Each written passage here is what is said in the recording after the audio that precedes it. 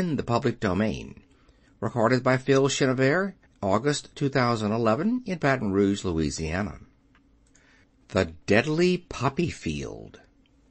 Our little party of travelers awakened the next morning refreshed and full of hope, and Dorothy breakfasted like a princess off peaches and plums from the trees beside the river. Behind them was the dark forest they had passed safely through, although they had suffered many discouragements. But before them was a lovely sunny country that seemed to beckon them on to the Emerald City. To be sure, the broad river now cut them off from this beautiful land. But the raft was nearly done, and after the Tin Woodman had cut a few more logs and fastened them together with wooden pins, they were ready to start. Dorothy sat down in the middle of the raft and held Toto in her arms.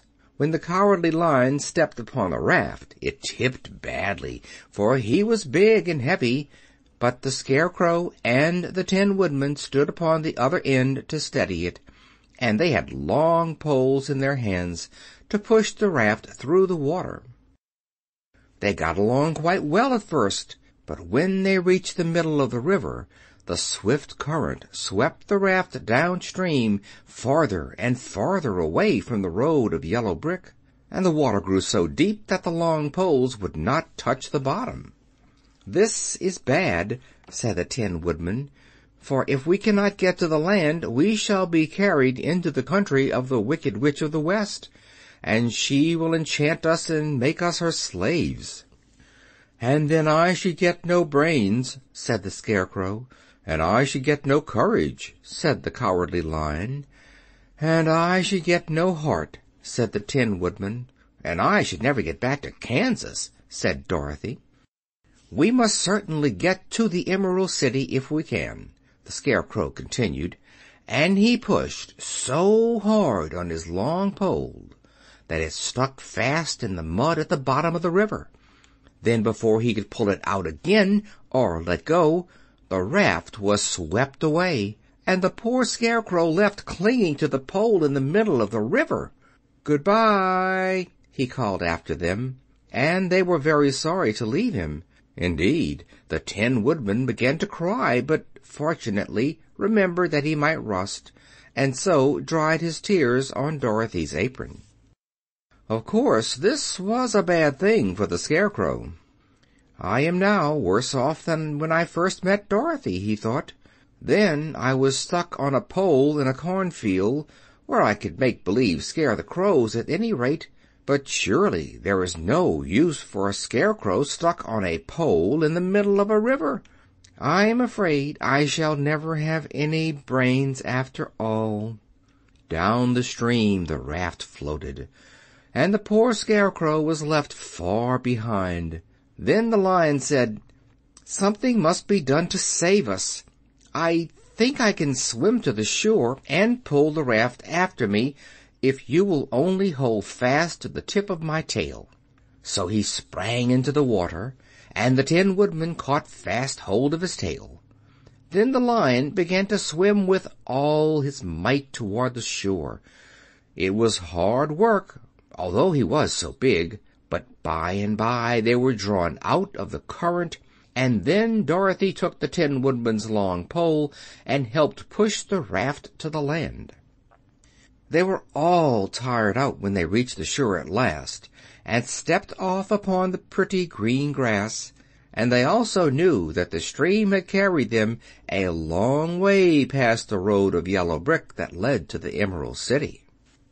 "What shall we do now?" asked the Tin Woodman, as the Lion lay down on the grass to let the sun dry him. "We must get back to the road in some way," said Dorothy. "The best plan will be to walk along the river bank until we come to the road again," remarked the Lion. So when they were rested, Dorothy picked up her basket, and they started along the grassy bank to the road from which the river had carried them. It was a lovely country, with plenty of flowers and fruit trees and sunshine to cheer them, and had they not felt so sorry for the poor Scarecrow, they could have been very happy. They walked along as fast as they could, Dorothy only stopping once to pick a beautiful flower, and after a time the Tin Woodman cried out, "Look!" Then they all looked at the river and saw the Scarecrow perched upon his pole in the middle of the water, looking very lonely and sad. "What can we do to save him?" asked Dorothy. The Lion and the Woodman both shook their heads, for they did not know, so they sat down upon the bank and gazed wistfully at the Scarecrow until a Stork flew by, who, upon seeing them, stopped to rest at the water's edge. "Who are you, and where are you going?" asked the Stork. "I am Dorothy," answered the girl, "and these are my friends, the Tin Woodman and the Cowardly Lion, and we are going to the Emerald City." "This isn't the road," said the Stork, as she twisted her long neck and looked sharply at the queer party. "I know it," returned Dorothy, "but we have lost the Scarecrow and are wondering how we shall get him again." "Where is he?" asked the Stork. "Over there, in the river," answered the little girl. "If he wasn't so big and heavy, I would get him for you," remarked the Stork. "He isn't heavy a bit," said Dorothy eagerly, "for he is stuffed with straw. And if you will bring him back to us, we shall thank you ever and ever so much." "Well, I'll try," said the Stork, "but if I find he is too heavy to carry, I shall have to drop him in the river again." So the big bird flew into the air and over the water till she came to where the Scarecrow was perched upon his pole. Then the Stork, with her great claws, grabbed the Scarecrow by the arm and carried him up into the air and back to the bank, where Dorothy and the Lion and the Tin Woodman and Toto were sitting. When the Scarecrow found himself among his friends again, he was so happy that he hugged them all, even the Lion and Toto. And as they walked along, he sang "To-de-ri-o-do" at every step. He felt so gay. "I was afraid I should have to stay in that river forever," he said, "but the kind Stork saved me, and if I ever get any brains I shall find the Stork again and do her some kindness in return."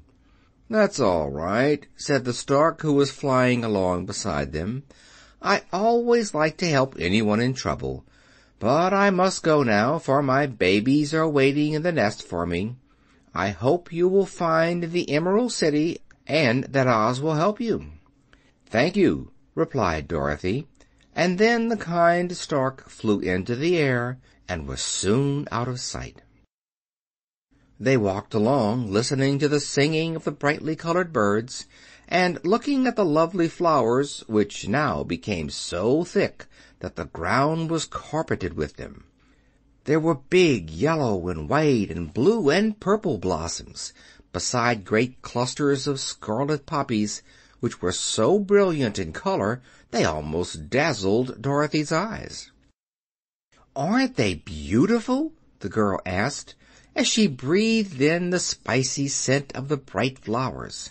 "I suppose so," answered the Scarecrow. "When I have brains I shall probably like them better." "If I only had a heart I should love them," added the Tin Woodman. "I always did like flowers," said the Lion. "They seem so helpless and frail, but there are none in the forest so bright as these."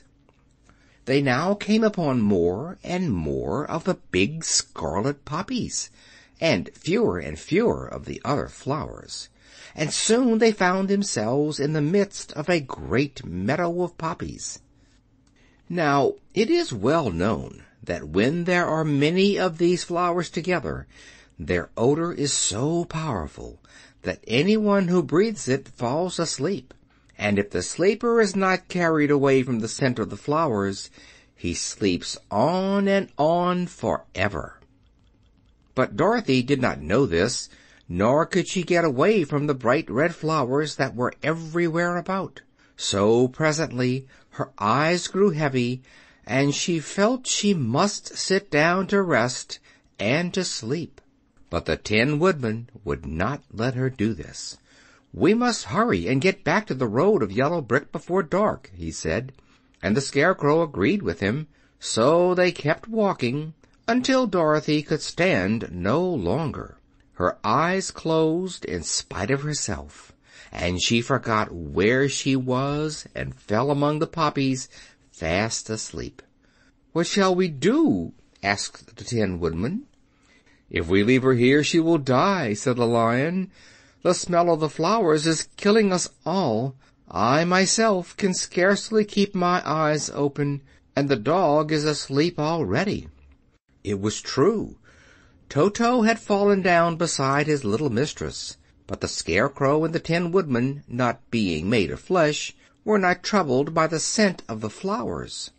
"Run fast," said the Scarecrow to the Lion, "and get out of this deadly flower bed as soon as you can.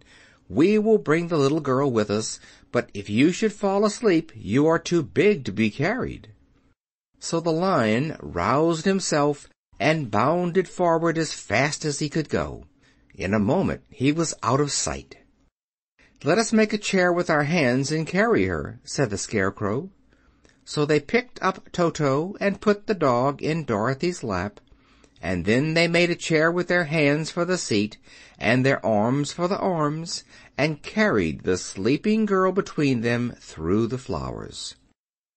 On and on they walked, and it seemed that the great carpet of deadly flowers that surrounded them would never end. They followed the bend of the river, and at last came upon their friend, the Lion, lying fast asleep among the poppies. The flowers had been too strong for the huge beast, and he had given up at last, and fallen only a short distance from the end of the poppy bed, where the sweet grass spread in beautiful green fields before them. "We can do nothing for him," said the Tin Woodman sadly, "for he is much too heavy to lift.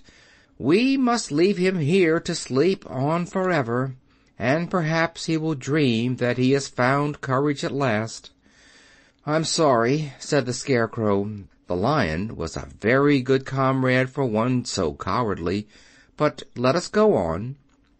They carried the sleeping girl to a pretty spot beside the river, far enough from the poppy field to prevent her breathing any more of the poison of the flowers, and here they laid her gently on the soft grass and waited for the fresh breeze to waken her. End of chapter 8.